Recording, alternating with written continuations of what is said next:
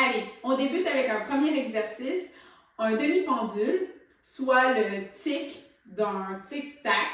Alors, on va se placer les pieds sous les hanches, entière de squat, et on va maintenir cette position tout le long de notre exécution. D'abord, on porte attention sur le pied de la jambe de support. On pousse celui-ci dans le sol et à partir du second orteil, on visse le pied vers l'extérieur pour activer fessier moyen et assurer alignement en genou-cheville sur le second orteil. Dans un deuxième temps, on glisse le pied de la jambe opérante d'un côté au sol. On s'assure de maintenir les deux pieds parallèles. On éloigne la cuisse de la hanche, qu'on appelle communément une abduction. Si c'est facile, on va augmenter le degré de difficulté avec une bande élastique qu'on va venir placer sous le genou, éventuellement à mi-jambe ou encore au niveau de la cheville. Mais attention, ce qui va limiter le nombre de répétitions, c'est la tolérance de notre jambe d'appui. Donc, on y va pour 5 à 10 répétitions d'un côté, on se délie et on fait la même chose de l'autre côté. On passe au second exercice lorsque c'est complété, le assis debout. Inspirez du squat, pied largeur des épaules. Et tel que vu dans l'exercice précédent, on va pousser les pieds dans le sol et à partir du second orteil, visser vers l'extérieur pour aligner les structures lorsqu'on va se lever et éventuellement s'asseoir. Attention, on va vouloir contracter les fessiers, en fait les grands fessiers extenseurs des hanches lorsqu'on va monter. Et à la descente, ce qui va être important, c'est de maintenir le buste relevé. Donc, je vous suggère d'avoir le regard à l'horizon. Ça va vous aider à éviter de piquer du nez ou encore de piquer des genoux. Maintenant, pour votre sécurité, je vous invite aussi à placer les mains derrière vous. Ça va vous permettre de repérer la chaise au besoin pour un peu plus de stabilité, mais ça va aussi optimiser votre posture en gardant vos épaules neutres avec votre tronc bien allongé. On inspire sur la flexion et on expire sur l'extension pour 8 à 10 répétitions. Si ça va bien, je vous invite à augmenter le degré de difficulté avec une résistance en prise gobelet au-dessus des épaules et on fait le même exercice. Bien, lorsque on a complété, on passe au troisième exercice, la marche au mur avec les mains. Position planche, les mains sous les épaules, les pieds derrière le bassin. On forme une pente en alignant occiput, thorax, sacrum. Et on va solliciter les muscles profonds de la posture au niveau de la sangle abdominale et du plancher pelvien pour engager l'unité centrale. De plus en plus, lorsqu'on va déplacer nos mains, comme si on marchait sur le mur, et on doit contrebalancer l'effort des muscles profonds de la posture, plus les mains seront hautes.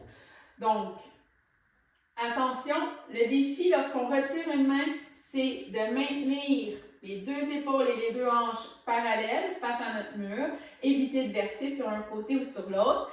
Et avec la fatigue, parce qu'on s'en va comme ça sur une trentaine de secondes, éviter de s'affaisser comme ceci sur l'avant et d'user ou de blesser notre dos. On passe maintenant à notre quatrième exercice, soit l'adduction. On aura besoin d'un élastique, on fait un nœud et on va le placer à la hauteur de notre genou, derrière une porte qu'on referme et on s'éloigne de celle-ci. On prend un point d'appui stable, on va chercher une jambe d'appui solide, droite, alignée, avec un tronc aussi aligné. Donc, on veut maintenir le neutre vertical.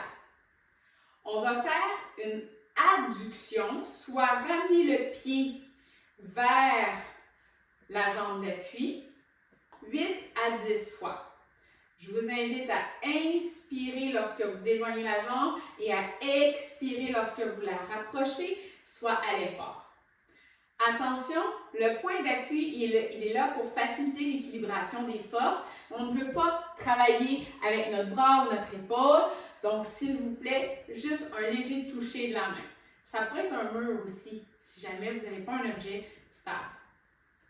Lorsqu'on a fait une première série d'un côté, On fait la même chose de l'autre côté pour 8 à 10 répétitions. On enchaîne avec le 5e exercice, une combinaison tirage vertical, extension des coudes. Donc, on reprend notre élastique et cette fois, on va placer le nœud en haut de la porte. On referme celle-ci, les mains au-dessus de la tête, les pieds largeur des épaules sur un mini squat, ça va aider la stabilité. Le tronc neutre, comme on a vu sur l'exercice précédent. Et d'ici, on tire les coudes vers l'arrière et le bas dans un premier temps. Et ensuite, dans un deuxième temps, on va chercher l'extension des coudes. Et on revient à sa position de départ par la flexion et l'élévation. Donc, tirage vers le bas et l'arrière. Les coudes sont derrière soi. Et on descend les mains le long des cuisses. Et on ramène. Je vous invite à expirer lors de l'effort. On ne veut pas bloquer la respiration. On y va comme ça pour 8 à 10 répétitions. Si ça devient facile avec le même élastique, on a simplement qu'à s'éloigner. Et finalement, si ça devient trop facile, on prend une bande élastique légèrement plus tendue. On complète avec un 6e exercice, la flexion du genou, communément appelé le leg curl. On aura besoin pour ce faire d'un élastique avec un nœud à une extrémité placée derrière une porte à la hauteur de notre cuisse, puis une chaise sur laquelle s'asseoir au bout. On vient placer notre cheville à l'intérieur de l'élastique. On peut s'aider des mains pour l'équilibre des forces. Toutefois, on cherche un bon engagement des muscles profonds de la posture, ce qu'on appelle l'unité centrale, qu'on a vu dans les exercices précédents. D'ici, on va venir faire une flexion du genou en amenant le talon vers notre fesse pour engager les muscles ischio-jambiers derrière la cuisse et on allonge le genou.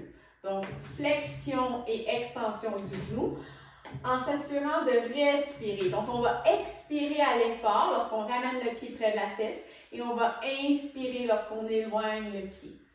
On répète ainsi 8 à 10 répétitions d'un côté, puis on complète avec 8 à 10 répétitions de l'autre côté. Lorsqu'on a complété l'ensemble des 6 exercices, on s'arrête, on prend une pause, une gorgée d'eau, on s'essuie, on fait le plein d'énergie et on revient pour répéter 2 à 3 autres fois le tour du circuit. Bon entraînement!